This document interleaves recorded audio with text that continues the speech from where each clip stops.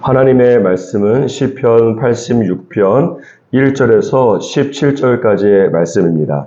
저와 여러분이 한 목소리로 읽도록 하겠습니다. 여호와여, 나는 가난하고 궁핍하오니 주의 귀를 기울여 내게 응답하소서. 나는 경건하오니 내 영혼을 보존하소서. 내 주 하나님이여, 주를 의지하는 종을 구원하소서. 주여, 내게 은혜를 베푸소서. 내가 종일 주께 부르짖나이다.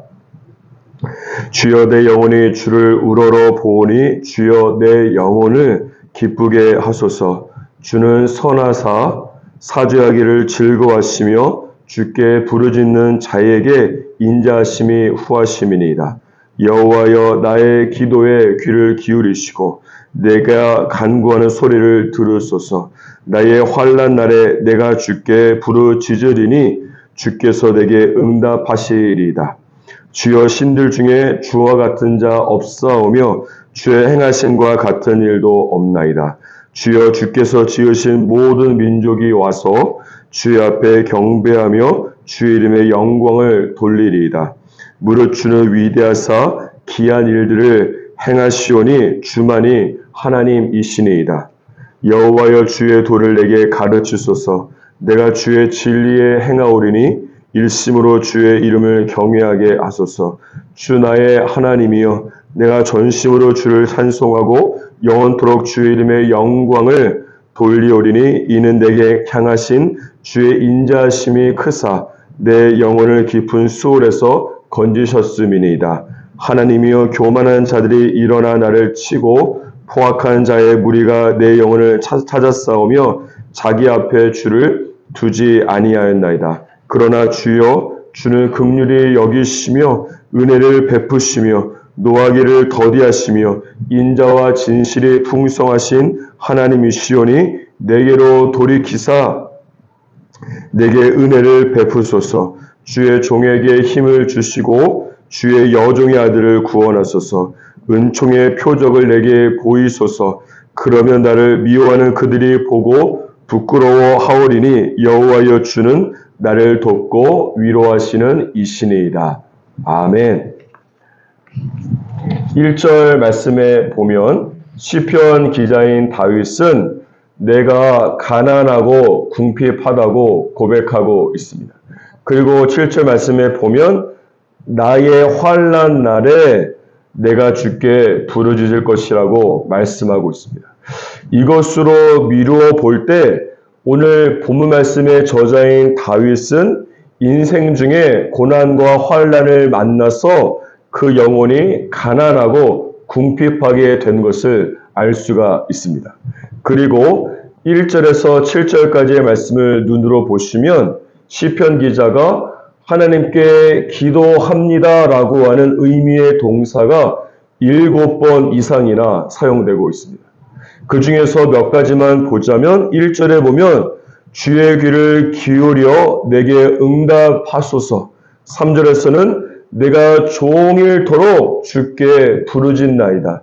6절에서는 나의 기도에 귀를 기울이시고 내가 간구하는 소리를 들으소서.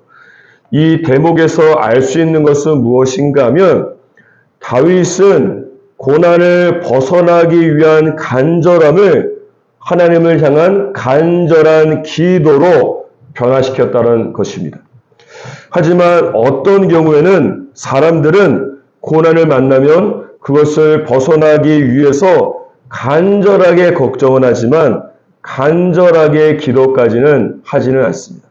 또는 간절하게 기도할 생각은 하지만 간절하게 실제로 기도하지는 않습니다. 간절한 기도와 간절한 걱정은 둘 다 간절함을 가지고 있기는 하지만 그 결과는 하늘과 땅 차이가 되는 것입니다. 간절한 기도는 7절에 기록된 것처럼 하나님께서 응답하시기 때문에 하늘의 문을 여는 능력을 가지고 있습니다. 반면에 간절한 걱정은 하늘의 문을 열지 못하기 때문에 오히려 고민만 계속해서 늘어날 뿐입니다. 마태복음 6장 27절에 보니까 너희 중에 누가 염려함으로 그 길을 한 자나 더할 수 있느냐라고 말씀하고 있기 때문입니다. 사랑하는 여러분, 여러분은 어떻습니까? 환난과 고난을 만났을 때에 정말로 간절하게 기도하고 있습니까? 아니면 간절하게 걱정만 하고 있습니까? 또는 간절하게 기도할 생각만 하고 있는 것은 아닙니까? 오늘 본문 말씀 7절에 기록된 것처럼 나의 환난 날에 내가 주께 부르짖으며 주께서 내게 응답하시는 것을 경험할 수 있는 저와 여러분이 되기를 주님의 이름으로 축복합니다. 다시 본문 말씀으로 돌아와서 8절에서 10절까지의 말씀을 보면 시편 기자는 무엇보다 하나님께서 어떤 분이신지에 대해서 말씀하고 있습니다. 8절에 보니까 신들 중에서 주와 같은 이가 없고 주의 행하심과 같은 일도 없다고 말씀하고 있습니다. 또한 10절에 보니까 주는 위대하사 기한 일들을 행하시오니 주님만이 하나님이라고 고백하고 있습니다. 1절에서 7절까지의 말씀을 보면 나라고 하는 단어가 14번이나 반복되고 있습니다. 그런데 8절에서 10절까지 말씀을 보면 나라고 하는 단어는 사라지고 하나님을 의미하는 주님이라고 하는 단어가 9번이나 사용되고 있습니다. 이것은 무엇을 말하는가 하면 시편 기자가 환난 중에 간절히 기도하면서 그의 시선을 자기 자신을 향하다가 하나님께 시선을 돌리고 집중하고 있음을 말씀하는 것입니다. 기도는 하면 할수록 내가 사라지고 하나님께서 뚜렷하게 되는 것입니다. 나를 바라보면 1절 말씀처럼 내가 가난하고 궁핍하게 된 것을 생각하면서 자기의 연민에 빠지기 쉽습니다. 또한 나를 바라보면 이 나라고 하는 사람의 무능력함 때문에 좌절할 수밖에 없는 것이요. 반면에 나 자신이 아니라 기도 중에 하나님을 보기 시작한다면 고린도서 12장 9절 말씀처럼 내가 약할 때에 강함이 되시는 하나님의 능력을 깨닫게 되는 것입니다. 이때는 문제보다 크신 하나님의 위대하심으로 인해서 기도 가운데에 소망을 가지게 되는 것입니다. 이런 면에서 하나님께 기도할 때에 내 자신의 문제만 말하다가 끝나면 절대 안 되는 것입니다. 이렇게 되면 기도는 했지만 영적으로 답답함을 느낄 수밖에 없습니다. 물론 환난을 당했기 때문에 힘들어서 나의 불쌍함에 집중하게 되고 내가 직면한 문제를 말할 수밖에 없는 것입니다. 그럼에도 불구하고 기도할 때에 나의 시선을 하나님과 하나님의 위대한 능력에 돌리는 것이 정말로 중요한 것입니다.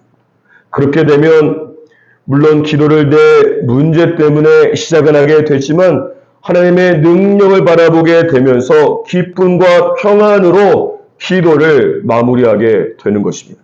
따라서 기도를 하는 것도 중요하지만 기도를 어떻게 하고 있는가 하는 방법론은 더욱더 중요하게 되는 것입니다. 그렇기 때문에 마태복음 6장 9절 보니까 예수님께서 너희는 기도할 때에 이렇게 기도하라고 기도의 방법과 기도의 모범을 친히 보여주고 계신 것입니다. 사랑하는 여러분, 여러분의 기도는 어떻습니까? 내 문제만 일방적으로 하나님께 말씀드리고 끝나는 것은 아닙니까? 로마서 8장 26절에 보면 성령도 우리의 연약함을 도우시나니 우리가 마땅히 빌 바를 알지 못하지만 오직 성령이 말할 수 없는 탄식으로 우리를 위하여 친히 간구한다고 말씀하고 있습니다. 따라서 내가 기도할 때에 기도의 주도권을 성령 하나님께 내어드리는 것이 중요합니다. 성령 하나님께서 나의 기도 중에 임하셔서 나의 시선을 하나님께, 나의 생각을 하나님의 위대하심으로 이끌어 가실 수 있도록 나의 기도의 주도권을 성령 하나님께 내어드리고 열려있는 것이 굉장히 중요한 것입니다. 따라서 사랑하는 여러분, 저와 여러분의 간절한 기도가 성령님의 도우심으로 말미암아 기도의 넓이와 길이와 높이와 깊이가 더욱더 확장되고 깊어질 수 있기를 주님의 이름으로 축복합니다.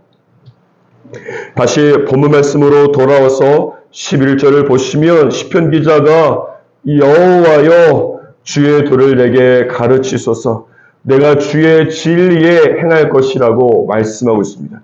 이것은 시편 기자가 하나님께 하나님 이번 환난을 통해서 나에게 무엇을 가르치기 원하십니까? 주님의 도를 내게 가르쳐 주시옵소서라고 질문한 것과 같은 것입니다.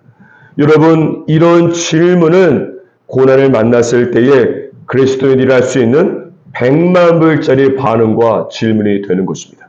그래서 시편 119편 71절에 보면 고난당한 것이 유익이라 이로써 내가 주의 율례를 주의 도와 말씀을 배우게 되었다라고 고백하고 있는 것입니다.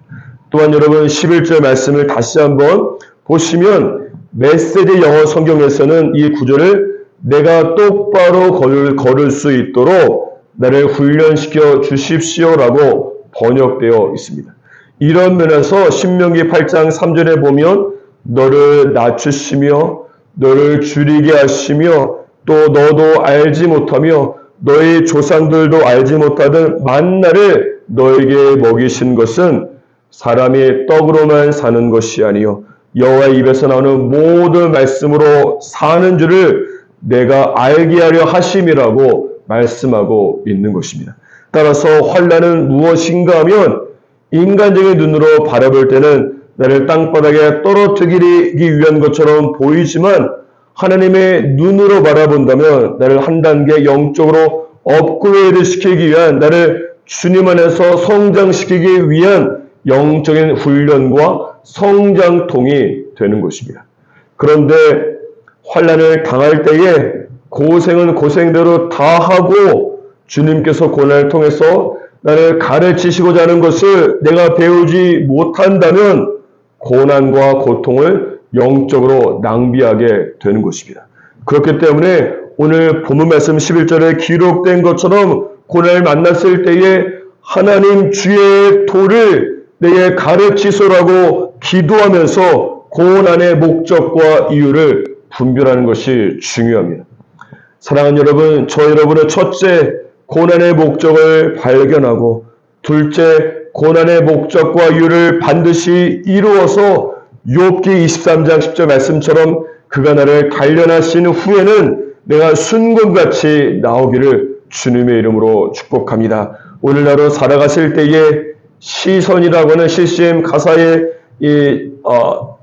가사와 같이 내게로부터 눈을 들어서 주를 보기 시작할 때에 주의 일을 보는 저와 여러분이 되기를 주님의 이름으로 축복합니다.